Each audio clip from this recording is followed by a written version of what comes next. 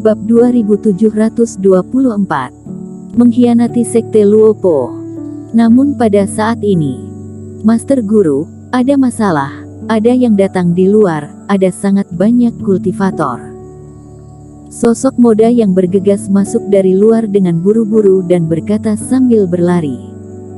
Apa yang terjadi? Siapa? Apakah sedang mengarah ke lembah ini? Melihat wajah muda yang pucat, Imam Taoisme Su terkejut dan kemudian bertanya. Aku juga tidak tahu, Master Guru, kamu cepat pergi lihat. Muda yang berlari kemari dan meraih lengan Imam Taoisme Su, seperti akan menariknya untuk pergi melihat. Tetapi pada saat ini, Eric Qin yang berdiri di samping dan tidak bereaksi tiba-tiba mengangkat kakinya. Bang! Tendangan ini mengenai bahu muda yang dengan sangat keras sehingga muda yang tidak sempat bereaksi. Sebelum berhasil meraih Imam Taoisme Su, dia sudah ditendang hingga terpental dan langsung jatuh ke hutan pegunungan. Teman seiman Qin, apa yang kamu lakukan? Imam Taoisme Su terkejut. Sebelum mengetahui situasinya, dia langsung melihat pergerakan di luar hutan pegunungan. Kemudian, 7 sosok muncul di tempat yang tidak jauh dari mereka bertiga. Yuda Zhang, kamu. Melihat orang yang datang, ekspresi Imam Taoisme Su menjadi muram. Karena ketujuh orang ini adalah 7 orang dari Sekte Yao Qiong sebelumnya. Hehe, Imam Taoisme Su, tidak kusangka ternyata kita begitu berjodoh. Yuda Zhang tersenyum dan meraih muda yang jatuh di tanah. Lepaskan muridku. Melihat muda yang jatuh ke tangan pihak mereka, Imam Taoisme Su meneriakinya. Saat hendak menyerang lawan, dia ditarik oleh Eric Qin. Dia sudah bukan muridmu lagi, kata Eric Qin. Apa yang kamu katakan? Kejadian selanjutnya membuat Imam Taoisme Su tertegun. Melihat muda yang mengangkat tangannya, setelah ditarik oleh Yuda Zhang, mayat seekor ular spiritual berpola jatuh dari lengan bajunya.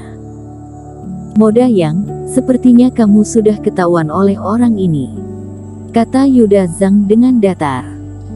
Maaf Ketua Sekte Zhang, aku juga tidak menduganya. Awalnya aku mengira ular spiritual berbisa ini bisa membunuh Pak Tua itu. Muda yang menatap Eric Qin dengan dendam. Bagaimanapun benda beracun ini bisa melukai bahkan membunuh fase penilaian. Muda yang, kamu. Melihat ini, kepala Imam Taoisme Su berdengung dan tidak bisa percaya. Mini yang di samping juga melotot.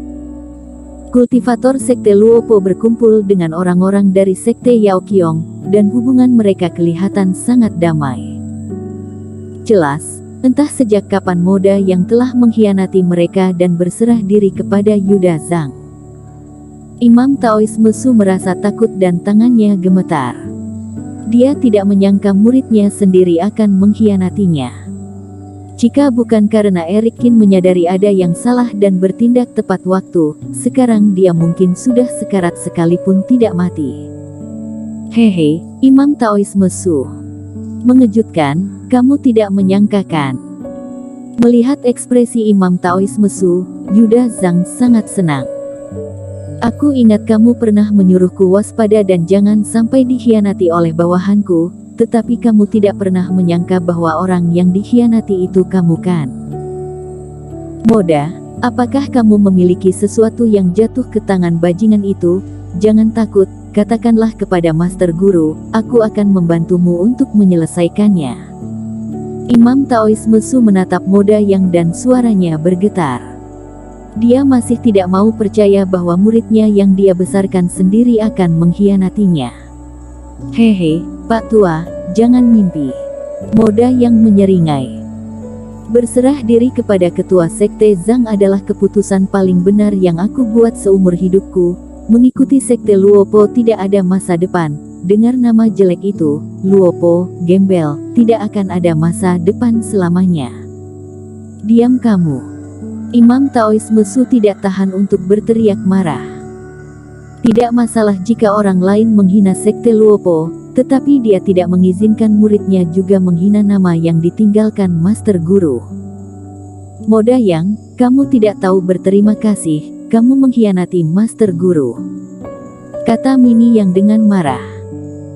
Apakah kamu lupa bahwa kamu adalah yatim piatu, Master Guru yang menyelamatkanmu, mengajarimu cara berkultivasi, dan mencarikanmu pil dewa untuk menerobos fase penilaian sehingga kamu bisa menjadi dirimu yang sekarang. Hehe, Mini Yang, kamu juga tidak usah pura-pura jadi orang baik.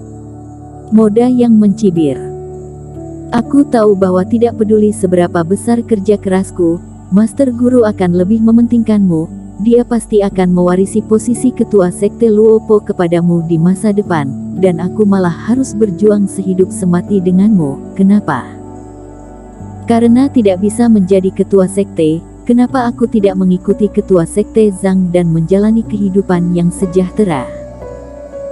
Tentu saja, dalam kasih antara guru dan murid, setelah kematian Master Guru, aku akan memohon kepada ketua sekte untuk memberimu batu nisan agar tulang kalian tidak digerogoti oleh iblis monster. Oke, Moda Yang, aku berjanji padamu. Yuda Zhang di samping dan bawahannya tidak bisa menahan tawa. Kedua sekte telah bermusuhan selama ribuan tahun, sekarang sekte Yaoqiong akhirnya mengalahkan sekte Luopo dan menyebabkan pengkhianatan murid terpercaya dari pihak lawan. Yuda Zhang sangat bersemangat. Tidak kusangka, aku salah menilai orang, aku salah mempercayai pengkhianat sepertimu. Melihat Moda yang berbicara dengan begitu tidak berperasaan, Imam Taoisme Su benar-benar putus asa. Sudahlah, ucapan dari hati antara guru dan murid sampai di sini saja. Yuda Zhang melambat dan mencibir. Imam Taoisme Su, aku benar-benar harus berterima kasih kepadamu, tidak kusangka kamu menemukan pembantu yang begitu hebat, aku sudah mendengarnya dari Moda Yang, semua buah spiritual yang sebelumnya ada di tangan kalian kan. Serahkan semua, aku jamin kalian bisa pergi hidup-hidup, sehingga tidak perlu mati di Gunung Tandus ini.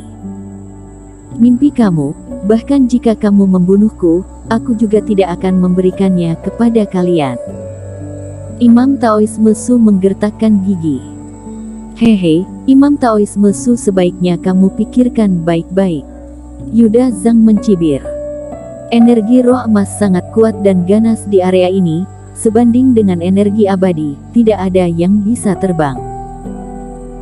Dan tidak ada jalan keluar lain di lembah ini, kami berdelapan sekarang memblokir satu-satunya jalan keluar, kamu hanya bisa mundur ke area pohon spiritual, membangunkan binatang roh emas, dan diserang dari depan dan belakang oleh kami, atau mencoba untuk keluar dan dibunuh oleh kami. Tidak peduli apa yang kamu pilih, tidak simen jika kamu patuh. Ekspresi Imam Taoisme Su tidak enak, meskipun Yuda Zhang arogan, tetapi analisisnya memang benar. Posisi mereka bertiga sekarang dikepung depan belakang oleh binatang roh emas dan sekte Yaoqiong. Karena energi emas, mereka tidak bisa terbang untuk melewatinya, yang berarti jalan mereka terhalang depan dan belakang. Mengenai pertarungan, mereka bertiga fase penilaian, bagaimana mereka bisa melawan 8 orang. Tetapi jika menyerahkan buah spiritual emas kepada Yuda Zhang, Imam Taoisme Su juga enggan. Selain itu, siapa yang bisa menjamin setelah mendapatkan buah spiritual, dia tidak akan mengingkar janji dan membunuh. Teman seiman, jika aku menyerahkan buah spiritual emas, apakah kamu juga akan membiarkanku hidup? Tepat ketika Imam Taoisme ragu, Eric Qin tiba-tiba berbicara dan mengejutkannya. Tentu saja, aku, Yuda Zhang, selalu adil. Yuda Zhang berkata dengan arogan. Teman seiman Qin, kamu jangan. Eric Qin menghentikan bujukan Imam Taoisme Su dan maju selangkah. Tetapi aku merasa bahwa jika aku tidak setuju kamu juga tidak akan membunuhku. Demikian pula, jika aku memberimu buah spiritual, kamu juga tidak akan membiarkanku pergi. Mata Yuda Zhang berkedip beberapa kali dan menyeringai. Kamu pintar, memang, caramu mendapatkan buah spiritual emas sangat hebat, aku tidak akan membiarkanmu pergi dengan mudah. Imam Taoisme Su penakut, hanya berani mencari buah spiritual emas di area ini, tetapi aku berbeda. Bersambung.